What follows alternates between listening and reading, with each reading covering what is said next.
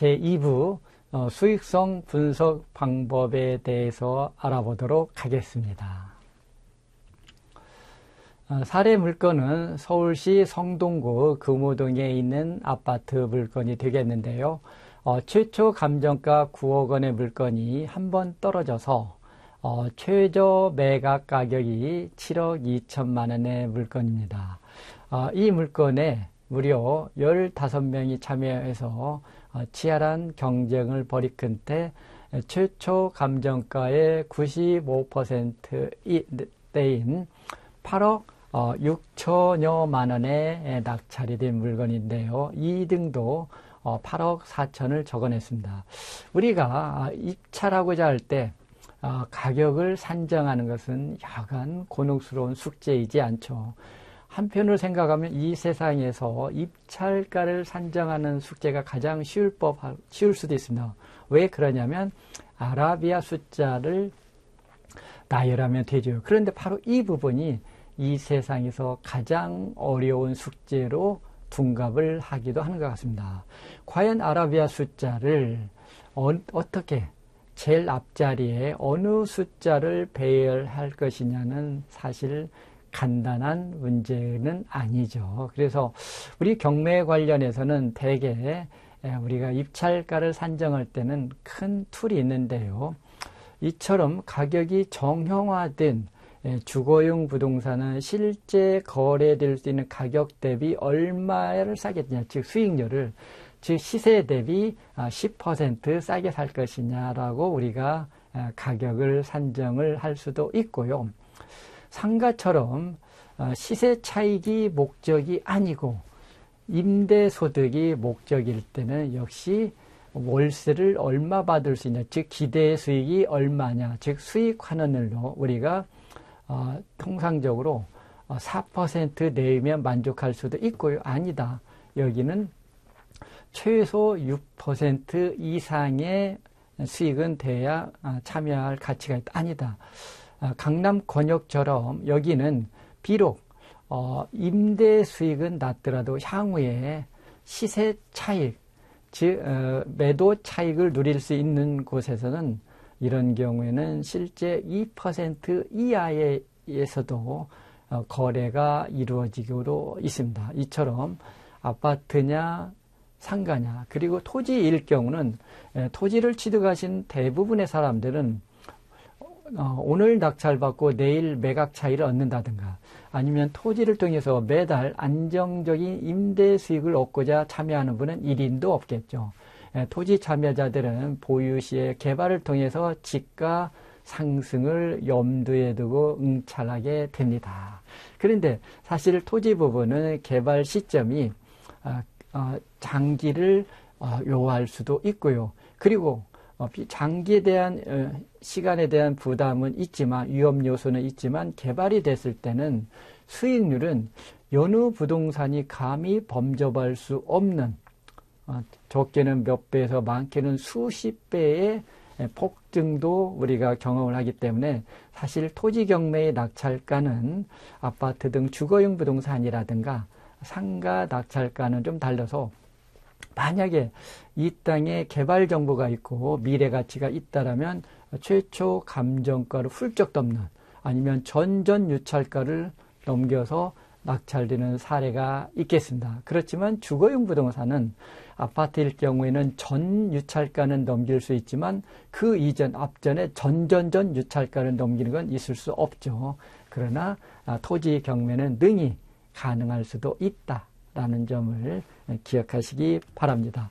다음은 실제 경매 사례를 가지고 수익성을 분석하는 방법을 소개하도록 하겠습니다. 서울 성북구 정릉동에 있는 아파트가 되겠습니다. 8억대의 물건이 두 번 떨어져서 5억 1,200만 원까지 떨어졌는데 과연 이 물건은 얼마에 응찰하는 것이 좋을 것인지 한번 같이 우리 학우님들과 자료를 공유하도록 하겠습니다. 먼저 입찰 금액을 산정하기 위해서는 주변에 시장 조사가 선행이 돼야 되는데요. 먼저 시장 조사를 봤더니 이 물건, 즉 이 아파트는 풍림 아이언 아파트인데요. 준공 연도는 2005년도이고 최저 가격은 6억 5천만 원에서 최고가는 7억 6,500만 원 사이에 거래가 됐습니다.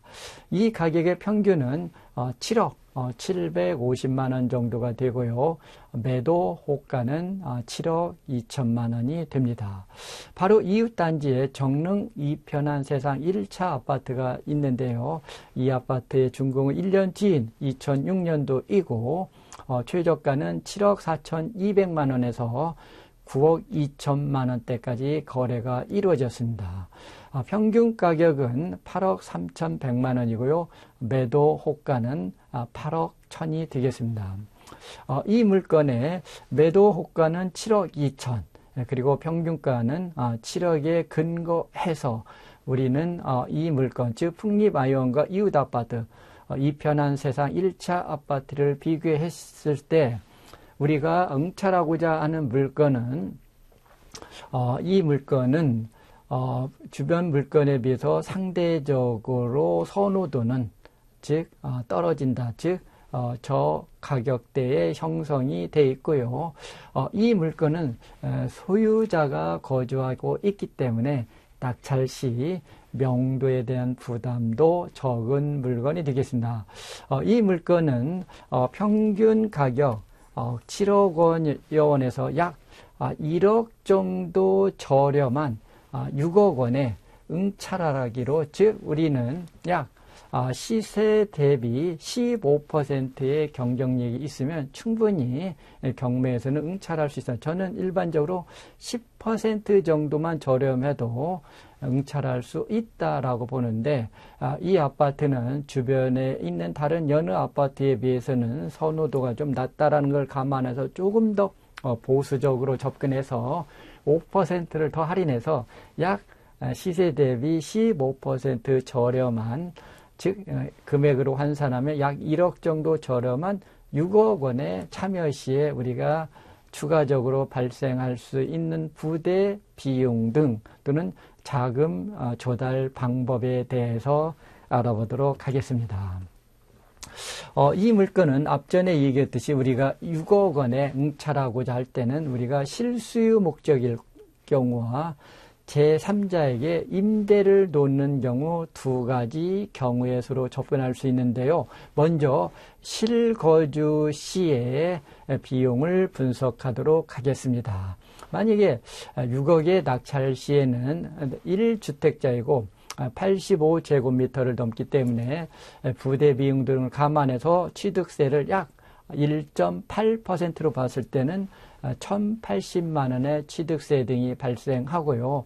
이 물건에 비록 소유자가 살고는 있지만 만약에 이분이 끝까지 낙찰자의 원만한 명도 요구에 불응해서 어쩔 수 없이 집행관을 통한 강제 집행 시에 발생하는 집행 비용이 약 425만 원 정도 들어간다라고 보고요.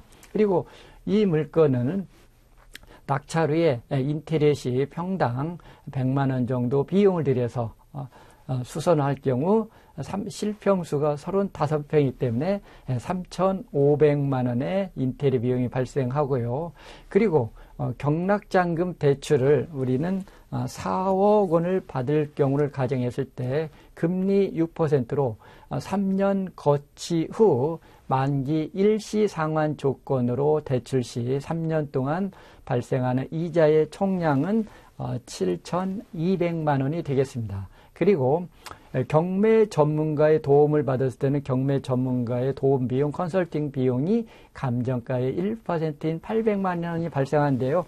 이 비용은 본인이 직접 응찰 시에는 비용이 발생하지 않고 전문가의 도움 시에는 비용이 발생하는 가변 비용이 되겠습니다. 그래서 실거주 목적일 때는 부대 비용이 약 1억 3천만 원이 발생함을 알 수 있는데요. 낙찰가 6억 원에 1억 3천의 부대 비용을 감안하면 총 투자 금액, 즉 필요한 금액은 7억 3천만 원이 되겠고요. 그중 우리가 4억 원의 금융기관 레버리지를 이용한다라고 하면 자기 자본 에쿼티는 3억 3천만 원이면 응찰이 가능한 물건이 되겠습니다. 즉 우리는 3억 3천을 투자해서 시세 차익을 얻을 수가 있는 물건이 되겠고요. 그 다음에 만약에 이 물건을 실거주가 아니고 임대 목적일 때의 비용 관련해서 분석을 하면은요, 우리가 임대 시에는 역시 똑같이 실거주나 임대나 세금은 동일하기 때문에 1.8%인 1,080만 원이 발생하고요. 역시 인도비는 동일하게 425만 원이 소요가 되고 인테리어 비용 역시 동일합니다. 단 우리가 임대차일 때는 이자 비용에서는 큰 차이가 발생할 수 있는데요. 왜 그러냐면 임대를 놓기 때문에 우리는 정상 대출을 받을 수가 없습니다. 만약에 이 물건에 대해서 우리가 4억 5천만 원 내외 올 전세로 임대를 놓는다라고 하면 그럼 우리가 대출받을 수 있는 최대치는 약 1억 정도 될 것입니다. 그러면 1억 원에 대해서 금리 6%로 3년 동안 이자를 부담한다면 1,800만 원 정도의 이자 비용이 예상이 되고요.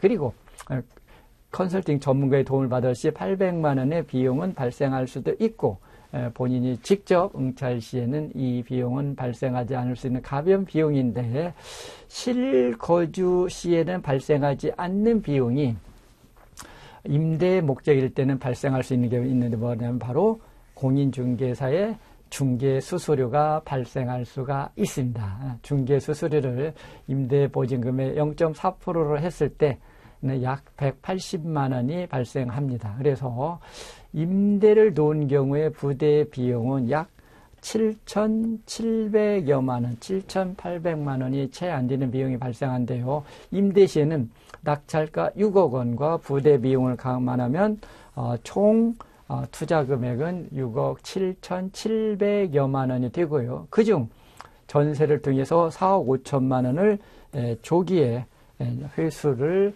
하게 되면은 그리고 금융기관에 1억 원의 대출을 받는다라고 하면 자기 자본은 실거주의 약 3분의 1이 좀 안 되는 3분의 1 좀 넘는 1억 초반대면은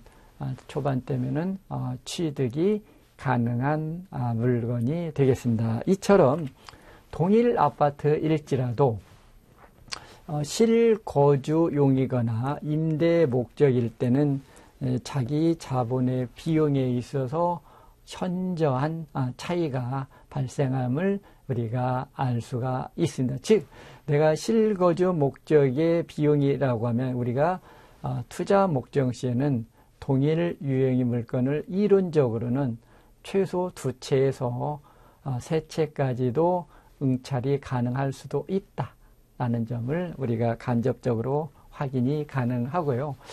상가는 아파트와 달리 앞전에 얘기했듯이요. 상가는 실제 자기가 장사를 하지 않는, 즉 영업을 하지 않는다고 할 때는 안정적인 매달 월세 수익이 염두에 두고 상가에 참여하게 되는데요. 사례 물건은 서울시 서초구 서초동에 있는 1층 근린 상가가 경매에 나온 물건이 되겠습니다. 건물의 전용 면적은 3.6평에 불과하지만 바로 강남역 초역세권 물건이다 보니까 6억 6천대의 신건에 2명이 유찰 없이 경매가 이루어진 물건이 되겠는데요. 바로 이처럼 상가 물건은 일반적으로 유찰이 돼야 되는데 주거용과 달리 여러 차례 떨어져야 됨에도 불구하고 떨어지지 않은 물건은 두 가지 이유입니다. 강남역의 초역세권 물건이자 상대적으로 감정가 6억 6,500만 원이 임대료에 비해서는 저평가됐다는 거죠. 즉 저평가의 기준은 바로 이 물건은 안정적인 임대 수익을 매월 한 400여만 원, 450만 원 정도 기대할 수가 있는 물건이 되겠습니다. 그래서 6억 8천대에 낙찰받으신 분은 취등록세 등 그다음에 명도 비용 등 부대 비용 등을 모두 감안했을 때는 약 6%의 안정적인 임대 수익이 예상이 되는데요. 사실 강남 역세권에서는 우리가 4%의 임대 수익만 나오더라도 거래가 가능하게 하는데 6%의 수익이 되기 때문에 성공적인 사례 물건이 되겠습니다. 다음은 공장 물건인데요. 앞전에 얘기했듯이 대부분의 공장은 실제 공장을 경영하기 때문에 임대수, 즉 수익률 분석은 여느 물건에 비해서는 큰 의미가 없는데요. 입지가 빼어난 곳은 예의적으로 공장에 대해서 상가처럼 임대가 가능한 경우도 있어서 임대 시에 발생한 비용에 대해서 잠시 소개를 해드리겠습니다.